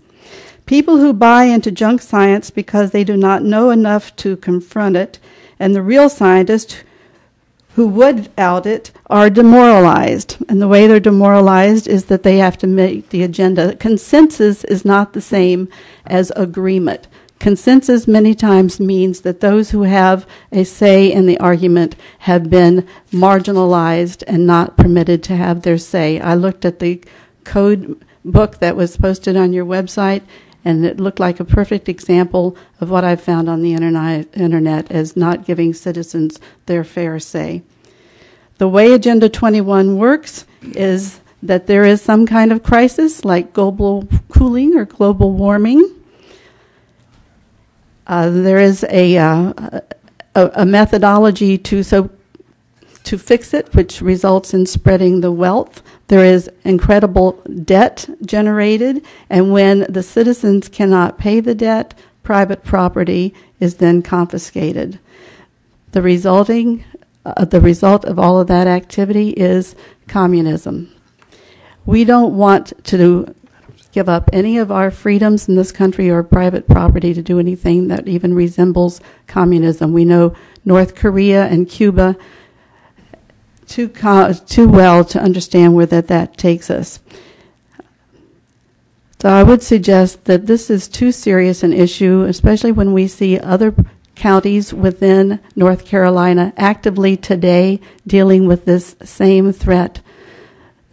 It would be very wise to see how they've handled it before you make a decision to adopt something that's going to possibly cost you considerable private property threats in the future. I appreciate your time. Thank you. Thank you, Ms. Lawson. Mr. Chairman, in the words, I believe it's the Iron Lady Margaret Thatcher. I believe she said where there is always consensus, there's a lack of leadership. Absolutely. I believe that was her quote. I don't know if that's exactly right, but just to add to what she said, the Iron Lady was one of my favorites, along with Churchill. Any other comments, anecdotal or otherwise? All right, Ms. Rolfes.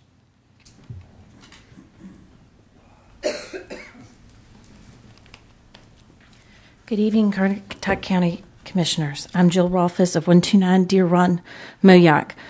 Thomas Jefferson once said, "My reading of history convinces me the most bad government results from too much government." I am here, yet again, to oppose the UDO for the simple fact it is more government. 13 processes will be handed over to the Planning Department. Swift government is not always the best government. The UDO is being pushed through without ample time for the public to view and understand the implications of the new ordinances.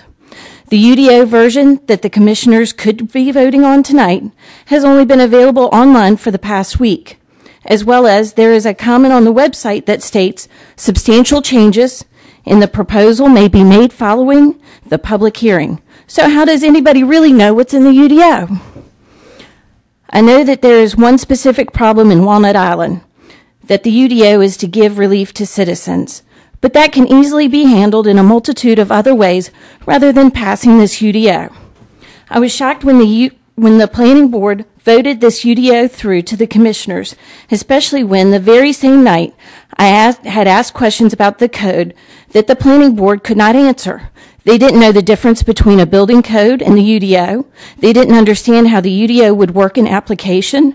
Most disconcerting, though, was the fact that the Planning Board voted on the UDO without even having a red line document in hand or even suggested additions. This is all reminiscent of the health care reform bill that went through 2 years ago without the public being able to inspect the bill prior to the vote. Interesting to me is that the newest members of the Planning Board voted for the UDO, but I have to question the knowledge. What knowledge did they have of it? For the time that I had been attending the meetings, I have not seen these people at all of the meetings that I had been to. Now, I understand that they could have been briefed or have read the minutes or UDO, but how do you understand the job you're doing without immersing yourself in the process? At commissioners' meetings, I have been preached to by the commissioners and have not been allowed to respond, all in what I believe is a way to affect public opinion. Clarion and Associates, by their own website, state that they were retained by the U.S. EPA to define rural smart growth and act as a lead author for a report making recommendations for priority revisions to local development codes and growth management policies to achieve rural smart growth goals.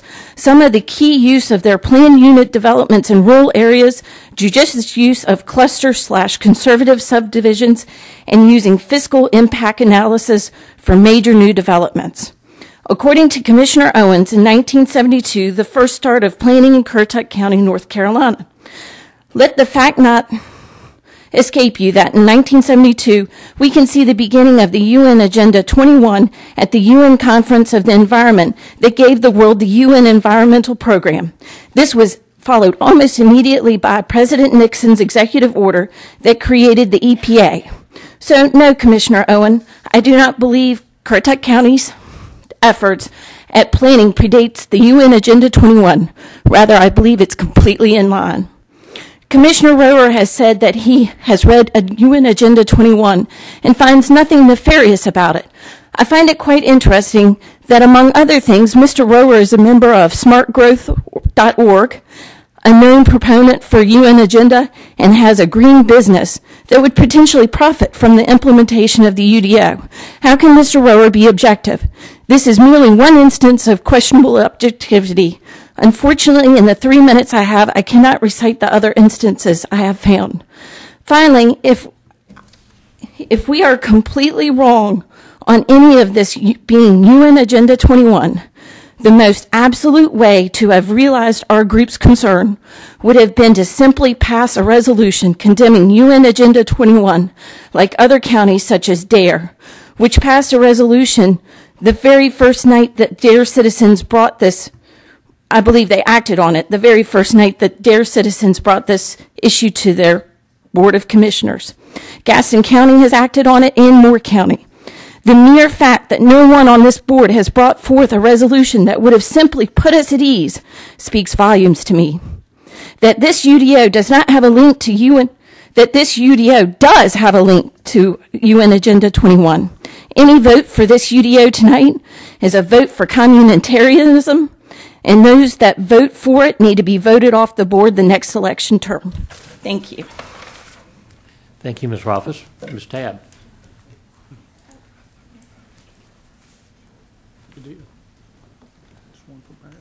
Hi, I'm Tony Tabb, and I live at 328 Mason Lane in Moyock, and I'm also a candidate for county commissioner in the upcoming primary.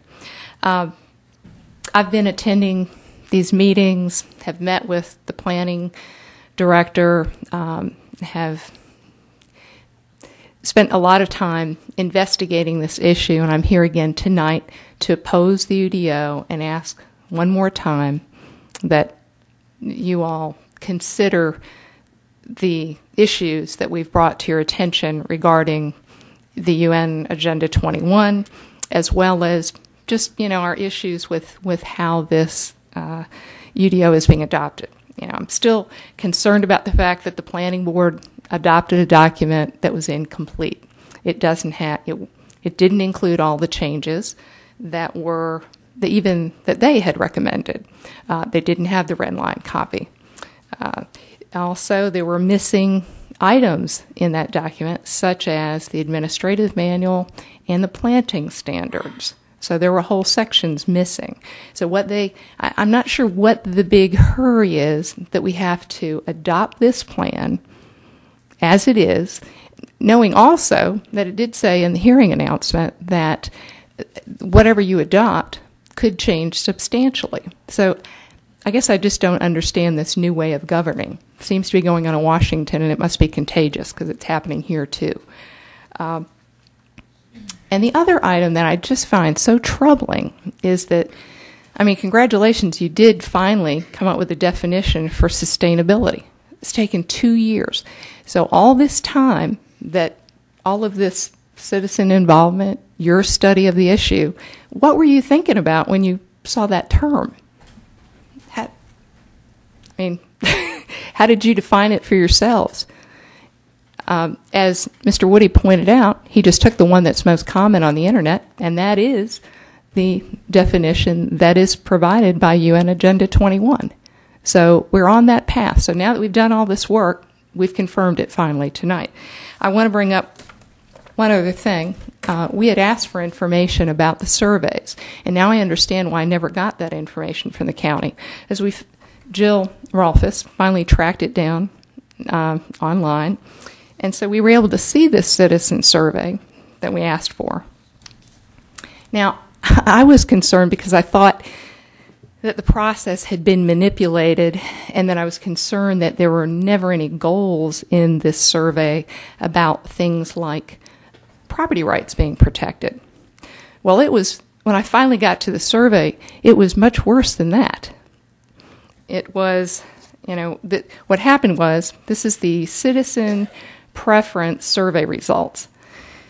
In February 2010, Clarion Associates conducted 2 citizen preference surveys to help determine some of the desired long-term physical appearance and development characteristics for the county. Well, what happened to determining what the goals of the UDO were? So at this point, what are we doing? We're looking at pictures of buildings saying, do you like this one or you like this one? You like this one? You like this one? You have very limited choices in your answers. And there's nothing in here about property rights being protected. In addition to that, the number of people who were involved was surprising. There were 27 participants on the mainland, and there were 53 in Kerala. And this isn't a large percentage of our population, so that's very troubling to me. And also, there was another step that happened before this. I thought, well, there must have been something else. How did we all of a sudden get to, do you like this architecture design standard or this one, or should you have a row of bushes, or would you rather have a row of bushes with trees? Because that's what these questions are. Well, there was another step, and we found that, and that was the project questionnaire. Now, this happened during 2009. During the first phase of the project, late winter 2009, Clarion Associates distributed a project questionnaire to county staff, elected officials, technical advisory group members, and stakeholders. And evidently there were, from what I can gather from this report, that was about 30 people. Also, county residents and other interested parties had the opportunity to respond to an online version of the questionnaire from November of 2009 to February of 2010. In addition to the 30 written responses, an additional 27 persons completed the online survey. Now, we don't know who they are. I have no verification. But I just want to bring out one point, and then I'll be finished. And that is, as a part of this questionnaire, again, there's nothing in here about property rights. Some of the things that they looked at were the review procedures. And I pull this out because this is one of the things that we have objected to within our group in the UDO, and yet our objections never appear on any kind of written list of objections. And that was that many of these processes, approval processes, are being turned over from an elected board, as yourself, to unelected county officials in the planning department and advisory boards. Well, during the process of this questionnaire, it says one of the areas that they looked at were review procedures. And item 3 was staff decision-making authority. So this did come up way back in 2009. And it says nearly a third of respondents felt that county staff should be delegated more decision-making responsibility in the new UDO. Well, let's see. What are we talking about here? Not very many people to begin with. We said 30 people and 27. That'd be like 57. So 30% said that they felt the staff should be delegated more decision-making. What about the other 70%? Where did their comments go? This is exactly what I'm talking about when we talk about consensus being used in this process. It's a flawed process. We need to not pass this UDO. We need to restart the process using having a property rights council of citizens that will look over property rights and make sure that UN Agenda 21 is not part of this process, and that the citizens are represented and we're protected. Thank you. Mr. Chairman, can I ask Ms. Tabb a question? You go right ahead. Ms. Tabb, I'm pretty much a property rights kind of guy. Mm-hmm. Could you point to me in this proposal where somebody's property rights have been taken? There are, well, I think part of it's impeding their property rights by you're telling people what they can and can't do with their property with a whole bunch of regulations. This thing is 500 plus pages long. So that's what I'm talking about. It's not just I'm going to take away your property, which could be a real threat, and that in a UN Agenda 21 that is an issue. They've moved a lot of people out of their houses if you haven't noticed that with the banking crisis and that type of thing, and those things are related. But in this document we're just talking about overregulation So you're not given the free use of your property. You can't, you're changing where people, okay, now it's going to be okay for businesses to locate or property owner to have a certain type of building can't do it on the corridor. Now, I don't have any problem with the corridor, quite frankly, but some people do. I think the market should take care of these things. And I think my question is should somebody be able to put an asphalt plant next to your house? I'm not saying that you can't have zoning. Well, that's what we have. Yeah. I've been very sympathetic to I made sure y'all had a whole morning with the Board of Commissioners, and we have gone through this, and I think the United Nations is useless, worthless, and shouldn't even be in the United States and New York. However, I do not, for the life of me, because a term is used that somebody used in the UN Agenda 21, I don't know how that makes us a part of the Agenda 21. And that's where my disconnect is. The company that you hired to help do this rewrite, and by the way, as Jill pointed out, this has been going on for years, and it has, unfortunately, the UN has influenced with soft law the planning, the American Planning Association, the county boards. Our national government. Our president has recently passed sustainability type executive orders. The White House Rural Council is a huge threat. It's coming. It's bypassing you all. It's bypassing Congress. It's bypassing our state legislators and coming straight down to the citizens. And this is all part of UN Agenda 21. All I can say is, there are other places other boards that are recognizing the threat. And if you all choose to ignore it. I don't have any problem with the resolution against UN Agenda 21. But it doesn't change the fact that the UDO has been simplified to make it easier for people to use their property, not more complicated. Mr. Woody, is there more or less regulations now? I think procedurally there's less, and it's less cumbersome.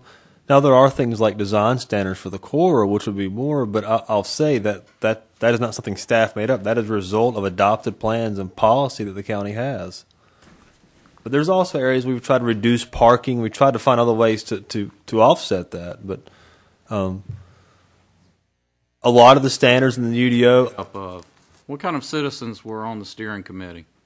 The technical advisory group had some planning board members. It had citizens that represented the different geographical areas of the county. How many were there of those? I think there was one from each township, and then there was developers on the steering committee. There was real estate interest. There was environmental interest. There was Chamber of Commerce representation.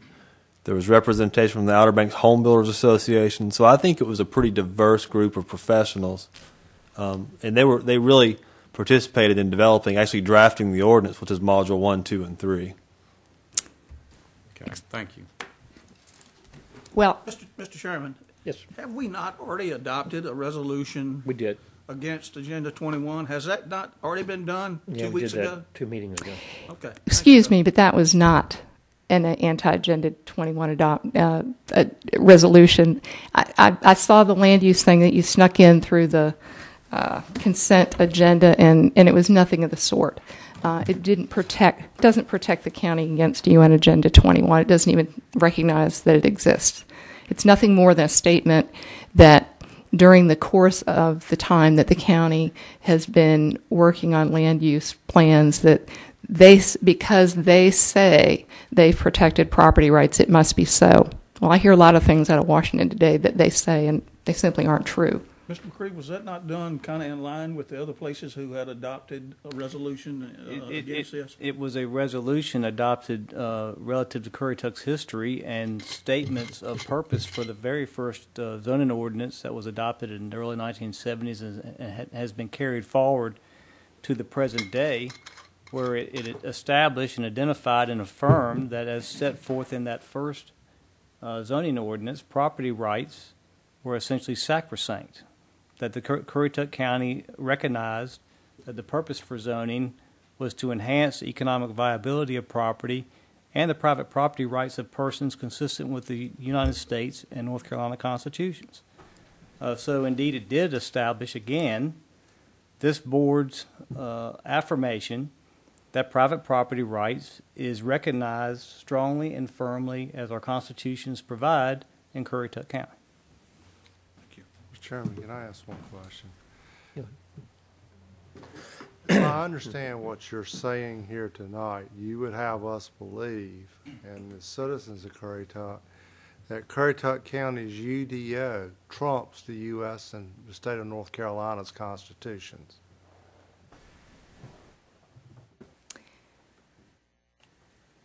Because they guarantee property rights, and our UDO will now trump the U.S. Well, I think that localities that are passing these things,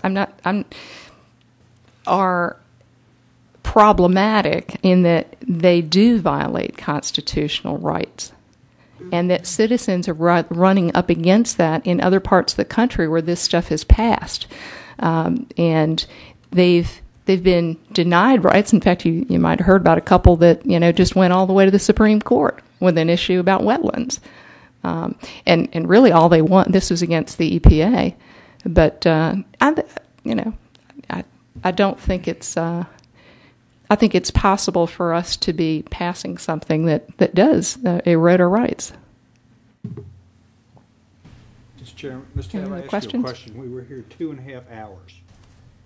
Y'all had ample time. I asked you a question. I wish we had taped that meeting because that was the rudest. I think Ms. Beeman was here from the paper. It's too bad it wasn't taped because I've never seen a board behave the way you all behaved in that meeting. I sat here for an hour and a half and I held up a blank piece of paper and I said I still hadn't written anything down. Mm-hmm. I asked you a question and I'm going to ask you a question now.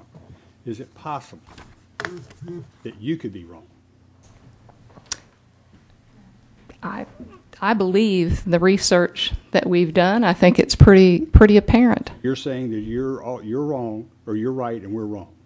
It's not possible you could be wrong in your beliefs. No, I don't think so. I think I'm pretty certain about what I've learned about this issue and where we are with it. If you finish with comments about the UDO, I'd like to go ahead and let the other folks that signed up speak too. I mean, if you've got some more, go ahead. But no, I have no other comments. Thank you. Okay, fine. Mr. Beaumont.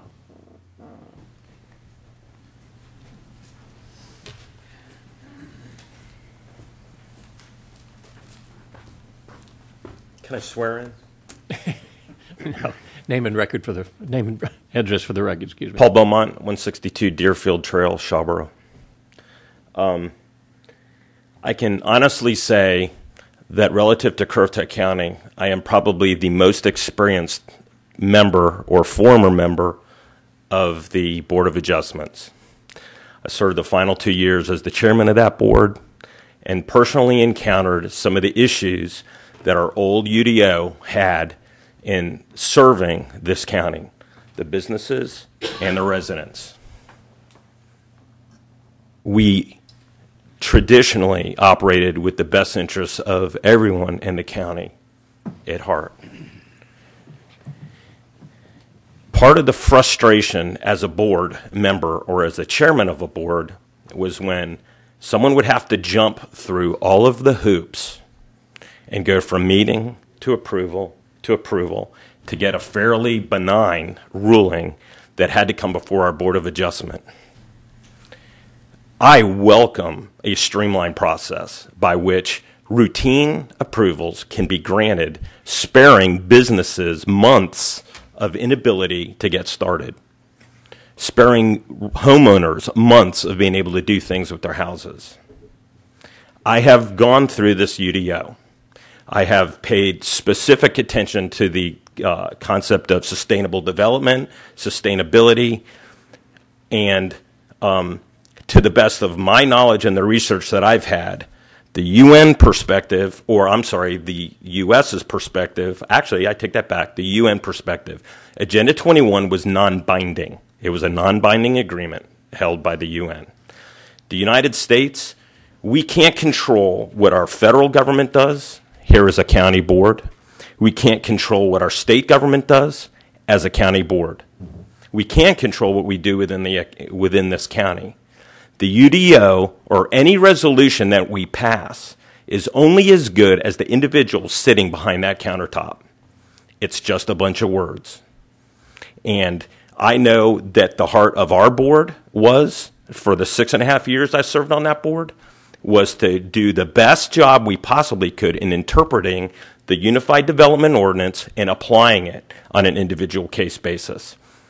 Now, as I read our rewrite of the UDO, and I have, where I see sustainable development mentioned, it is referring to initiatives that are not mandated, and if I'm wrong, please, I'm willing to be corrected. But I see initiatives that are rewarded by following good energy conservation practices. We are called to be good stewards on this planet. Managing and being conscientious in our conservation of water and electricity and whatever else, the rest of our natural resources, are what we are supposed to do. Now, if this county encourages the saving of energy and saves one guy from getting killed overseas because of the energy that saved, I'm all for it. I don't see where that energy requirement was mandated for a developer. I don't see where it was required. And so, in my mind, the passing of this UDO should be fairly simple. And I am totally, it's not perfect, and I have not seen a document. Well, there's one. It's down here. I've seen one document that's perfect, and every other document, as I'm sure Mr. McCree can testify to, there's going to be loopholes in every document that comes out. There is no such thing as a foolproof document. There's going to be issues with this UDO. We're going to learn them in the next 6 months. We're going to learn them until the next rewrite. I came on the Board of Adjustment in 2004. That document got updates multiple times a year. That's part of our process. If something's not working, it's your job as the Board of Commissioners, present and future, to get it right and to fix it. So I'm not sure.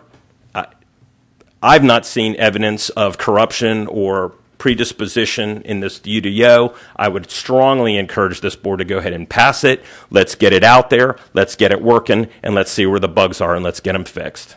Thank you. Oh. And one side note, relative to the Board of Adjustment, as that topic got brought up, the challenge is picking good candidates to be on the Board of Adjustment. I've had to serve with some that were better than others. That's the way that works. And part of the problem with a volunteer perspective is I know that folks don't know how those positions are filled. Okay, there's a mention on the website, but not everyone knows how the Board of Adjustments, the airport board, are staffed. And so I would suggest to you, before we monkey around with the number of regular members and alternates, that we try to push out to the population the boards that are out there, the fact that they're staffed by the citizenry, and try to do a better job of recruiting folks for those boards. I've had to serve a little extra time on the Board of Adjustments because of that and finding a qualified replacement. I'm on the Fire EMS board, and I heard we didn't have any individuals for that tonight. That means I get to twist, Hughes' arm again and needle him because he's not going anywhere. But the biggest problem is letting folks know that those opportunities exist. So I would encourage that we do that before we do any statute rewriting. My experience was, in the 6.5 years on the BOA, that I can think of one time that we wound up with not enough folks. Part of what we realized, and by adding alternates, the complication that you add is you increase the number of people, in my opinion, who feel unvalued or undervalued, because if they show up and all the regular members are there, they go home and they do not get to participate in the process. So the solution to me is not more members of the Board of Adjustment, it's selecting the right ones. Thank you. I think we're going to use a draft. Yeah. Thank you, Mr. Beaumont. Mr. Owens, how are you?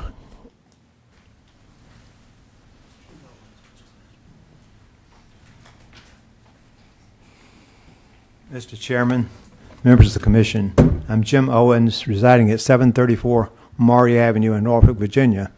My wife, Becky Walker Owens, and I own property in Maple and have done some work there in recent years.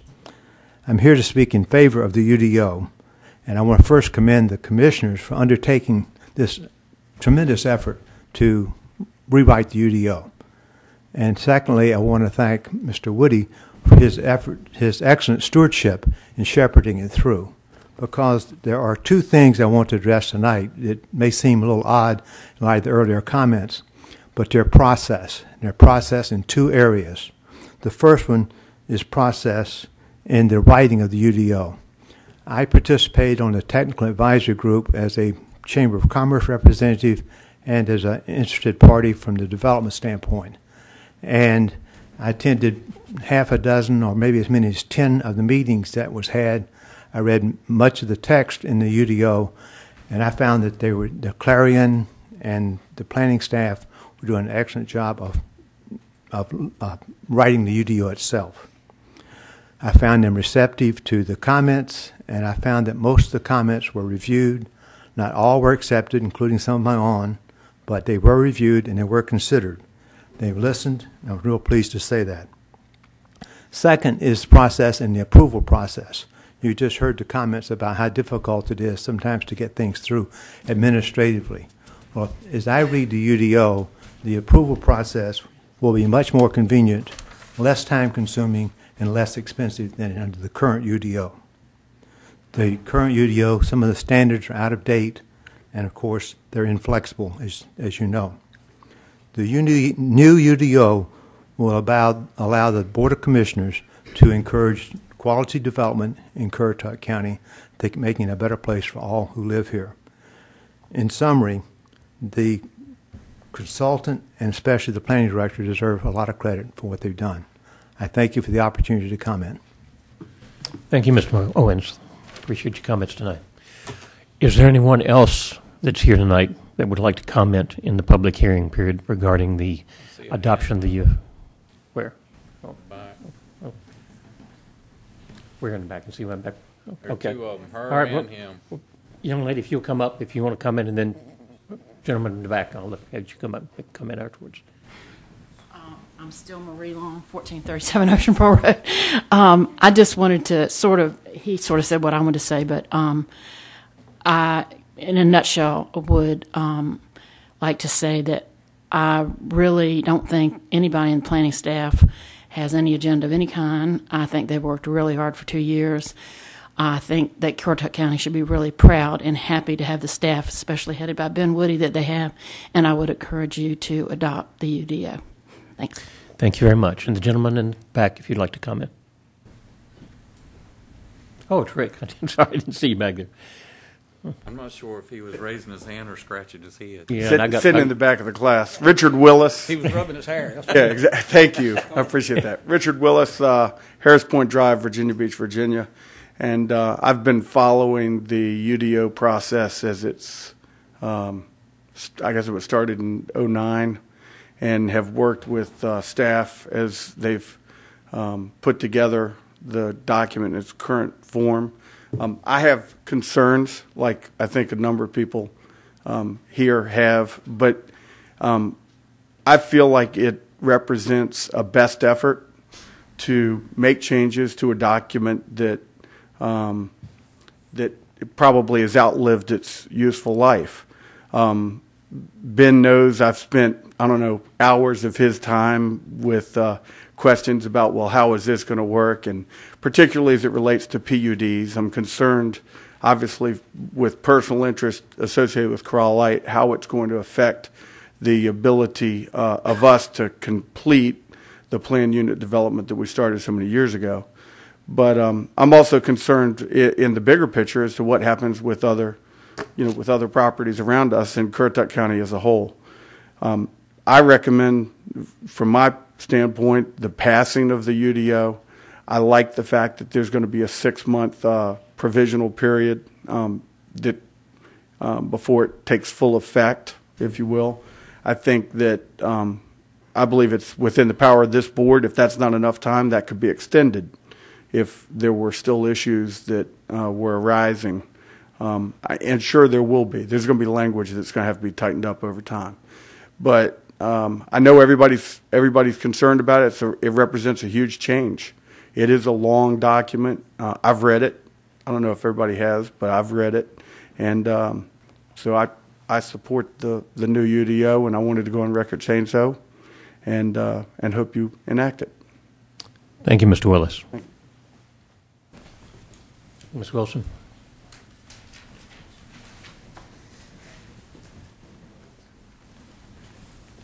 Good evening. I'm Lynn Wilson. I live in North Swan Beach in the off-road. I'm also a member of the planning board, and I strongly encourage you to pass the new UDO. I've been involved with this process since the beginning. I served on the technical advisory group. I've heard some comments tonight that I take great offense to. I think the current planning board has had adequate opportunity and has definitely taken advantage of this opportunity to study the document well.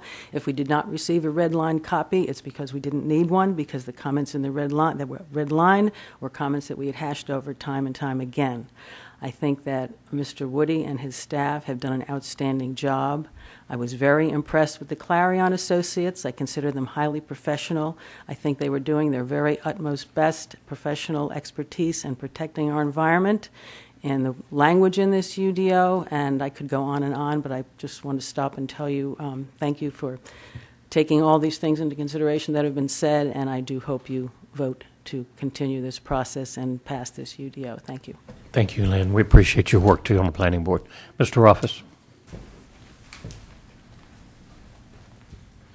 And Ben, first let me apologize. I understand that I overlooked you 2 meetings ago, I think, from the list. It was not intentional with all the cross-outs and moving around. I just overlooked it, and I'd never miss the opportunity to let you have your speech. I appreciate that. Thank you. Good evening, commissioners, Ben, staff.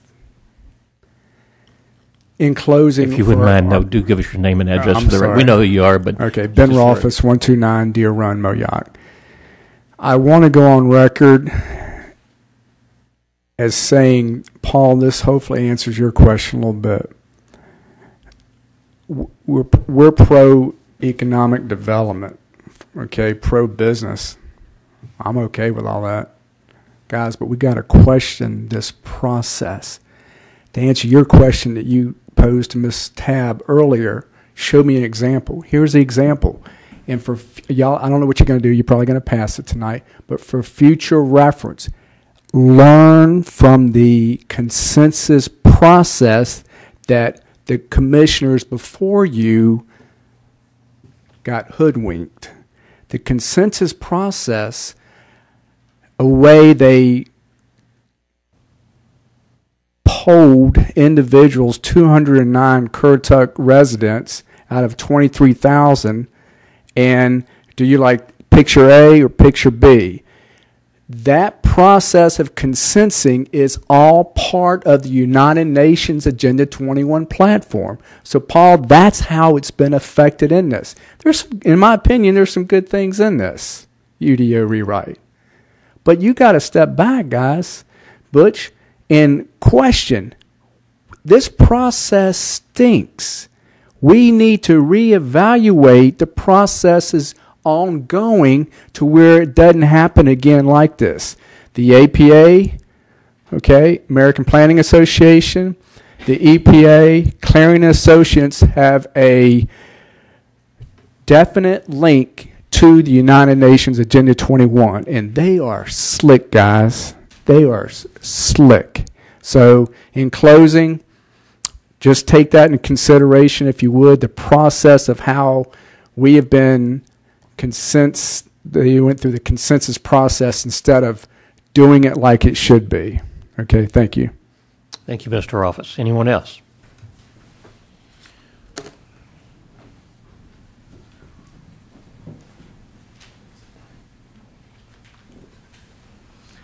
Good evening. My name is Jim Poulos, and I live at 622 Ocean Acres Drive, Kill Devil Hills.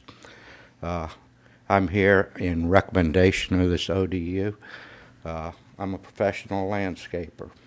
I've gone through some of the landscaping requirements that you've got in your ODU. It's comparable to basically all your surrounding counties. You're not putting any restrictions on anybody. You're working on the beautification of your corridors, your buffer zones. I really appreciate what everybody did as far as working in the landscaping aspect of this ODU. And I sincerely think you need to pass it. Thank you for your comments. Appreciate you coming tonight. Okay, not hearing anyone else, I'm going to close the public hearing. I have a question for Mr. Woody. Ben, it was suggested only 200 and some people responded. We didn't just send out 200 and some questionnaires. Each and every person in this county had the opportunity to respond and be a part of the surveys. Is that correct? Yeah, we make the information available. Some folks fill out surveys. Some folks send direct emails. Some folks call you guys and you call me. But it is with every. I feel like with every policy consideration we make as a county, not just planning or any ordinance we write, we try really hard to get public involvement. We struggle with that. We want to improve that, but we really do our best. And the last thing I'll say, Van, is a lot of this. The UDO, remember also, it implements a land use plan. So a lot of the extensive public input that went with the land use plan directly inform the development of this ordinance. So it's more than just those visual preference surveys and questionnaires. That's a part of it, but there's a whole policy document. We have a policy in Currituck County that we are implementing. So don't forget that connection when you talk about how this ordinance was drafted or how it was made. In that same light, going toward the public meetings, of which there was approximately 50, how were those meetings advertised so the public would know? We advertise them on a county website. For the larger meetings, we try to put ads in the paper, try to put box ads. I direct email. We have a list. We have an email list of people that sign up to get planning board agendas. I direct email those folks. I'll direct email the Chamber of Commerce, the Outer Banks Homebuilders Association. So those are the avenues. We basically use email, website, and some newspaper advertising. I'm not sure that newspaper advertising is really that effective anymore. Probably could do more with other forms of media, but we do try. Don't print that, Cindy. So in essence, it's like the old saying, you can lead a horse to water, but you can't make him drink. We've made the effort to put information out there. Absolutely. Thank you, Mr. Chairman. No other questions? Okay, as the chairman, I'm going to make a statement in the form of a motion. I don't do that often, but I'm going to move to approve PB 12-05 due to its consistency with the 2006 land use plan, and that the request is reasonable and in the public interest, promotes orderly growth and development. And I'd like a period of a dual use where applicants can apply either the current UDO or the new UDO through the end of this year until 1st January 2013. I second that motion. I'll make sure you're extending it past 6 months. Well, okay, Past 6 months till the end of the year. Yeah, give them till the end of the year, and you can choose whichever one you want to apply under. We have a second. All in favor? Mr. Chairman. Aye. Discussion. Okay. I just wanted to ask one thing, is that as somebody comes in and submits under the dual process, I do hope that information is brought to the board so that we can monitor and make sure of how this is proceeding. That in fact, if it is more burdensome, there's things we can do to correct it. I just want to ongoing correction. Yeah. I agree. I think Could that I was say intent. one thing too, and to the general public who, watches this? We tend to be a highlight on Monday nights for some of our citizenry. But this is a living document, just like our Constitution. We will continually update, change this, just like Mr. Oles came here, and he was talking about making a change in the UDO. This is an ongoing thing, and what we do tonight is a continuation, and it will be changed as we move forward. Thank you. Mr. Chairman, I want to make sure that Mr. Woody and staff is comfortable with that extension through the end of the year. Yes, sir, I am comfortable with that. Okay, that's fine. I just want to make sure everybody's... Any further comment or question, discussion? Okay, we have a motion and a Just second. to clarify, that means somebody can still file under the old system if they don't like the new one. Correct. Okay. For that period of time. All right. Oh, wait, we have a motion and a second. All in favor? Aye. Aye. Opposed? Carries unanimously. Next order of business would be the commissioner's report. Consent agenda. Okay, I'm sorry, consent agenda, okay. Trying to rush through this thing, sometimes it gets long and Move tedious. for doesn't it? approval. Do I have a second? Second. Okay, it's kind of anticlimactic, but all in favor? Aye. Aye. Opposed? Now, commissioner's report. Anybody want to say anything? Mr. Martin? I'd like to just wish everybody a very happy Easter. As Ms. Norrell said, this is Holy Week and everything. And the best to each and all of you, and keep your loved ones in mind, and especially those men and women who are out going in harm's way around the world, supporting us here in this country. Mr. Etheridge. I will ditto what Commissioner Martin said, and the fact that this is Holy Week.